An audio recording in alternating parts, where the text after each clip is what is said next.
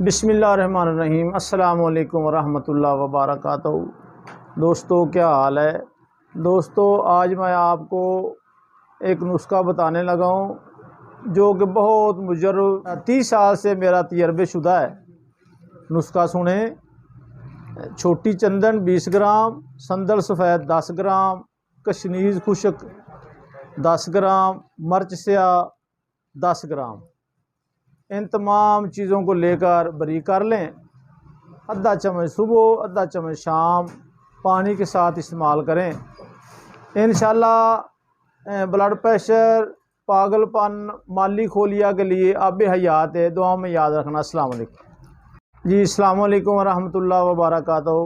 दोस्तों रहम की रसौली के लिए एक बहुत कामयाब मुजर्रब नुस्खा है।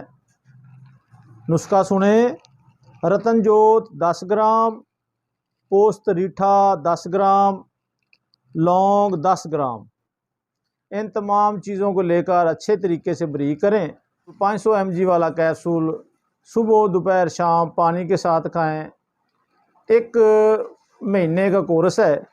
इंशाल्लाह 1 महीना खाने के बाद जितना बड़ा भी रहम रसौली है ख़त्म हो जाएगा। दुआ में याद रखना। अस्सलाम वालेकुम। अस्सलाम वालेकुम।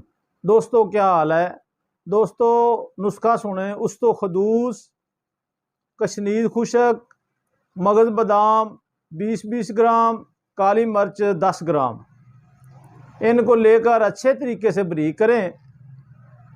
आधी चम्मच सुबह, आधी चम्मच शाम खाने के बाद इस्तेमाल करें। इंशाल्लाह पुराने से पुराना सर दर्द, नज़ला, ज़ुकाम, खुशक खांसी के लिए लाजवाब इलाज है। दुआ में याद रखना। अस्सलाम वालेकुम। अस्सलाम वालेकुम। दोस्तों मेरे दी दर्द, दिल दी दर्द, इन्हां दो वास्ते एक बहुत कामयाब दवाई है। दवाई मामूली है, कम एदा बहुत कमाल है। नुस्खा सुने। वर्किया चित्राली 1 तोला, काली मर्च 5 तोले। इन्हों दोनों अच्छे तरीके नाल बरीक पीस लो। वर्किया बरीक कर लो। उस तो बाद थोड़ी थोड़ी काली मिर्च पाओ। एक जान हो जाए तो एक रत्ती खुराक है। इंशाल्लाह एक खुराक खान नाल मेदे दी दर्द, दिल दी दर्द फौरन ठीक हो जाती है। दोस्तों अगर तुसी नुस्खा ना बना सको, बनया बनाया लेना हो तो साडे नाल राबता करो। साड़ियाँ दवाइयाँ अल्लाह की मेहरबानी नाल पूरे पाकिस्तान जांदियां ने। जो भी तुसी आर्डर करो इंशाल्लाह तुहानू बजरिया TCS डाक तुहानू दवाई मिलेगी। दुआ याद रखना। अस्सलाम वालेकुम। अस्सलाम वालेकुम। दोस्तों क्या हाल है। दोस्तों ਅੱਜ ਮੈਂ ਤੁਹਾਨੂੰ ਦੱਸਣ ਲੱਗਾ ਬੱਚਿਆਂ ਨੂੰ ਜਿਹੜਾ ਤਾਂ ਤੇ ਜਰੀਆਨ ਕਤਰੇ ਆਉਂਦੇ ਨੇ ਪਿਸ਼ਾਬ ਤੋਂ ਪਹਿਲਾਂ, ਪਿਸ਼ਾਬ ਤੋਂ ਬਾਅਦ, ਇਹਨਾਂ ਵਾਸਤੇ ਇਹ ਚੰਦ ਜੜੀ ਬੂਟੀਆਂ ਨੇ ਇਨਸ਼ਾਅੱਲਾ ਇਸਤੇਮਾਲ ਕਰਨ ਨਾਲ ਜਿਸ ਤਰ੍ਹਾਂ ਦੇ ਵੀ ਤਾਂ ਜਰੀਆਨ ਖਤਮ ਹੋ ਜਾਂਦਾ ਹੈ। ਸਾਰਿਆਂ ਤੋਂ ਪਹਿਲਾਂ ਇਹ ਤਬਾਸ਼ੀਰ 10 ਗ੍ਰਾਮ, 10 ਗ੍ਰਾਮ ਮੂਸਲੀ ਸਫੈਦ, 10 ਗ੍ਰਾਮ ਗੂੰਦ ਕਤੀਰਾ। ਇਹਨਾਂ ਨੂੰ ਮਿਕਸ ਕਰੋ। ਮਿਕਸ ਕਰਕੇ ਇੱਕ ਅੱਧੀ ਚਮਚ ਸੁਬਹ, ਅੱਧੀ ਚਮਚ ਸ਼ਾਮ खिलाओ। इंशाल्लाह एक हफ्ता खान नाल हर तरह के जरियान, तांत, लकोरिया खत्म हो जाएगा। दुआ में याद रखना। अस्सलाम वालेकुम। दोस्तों क्या हाल है।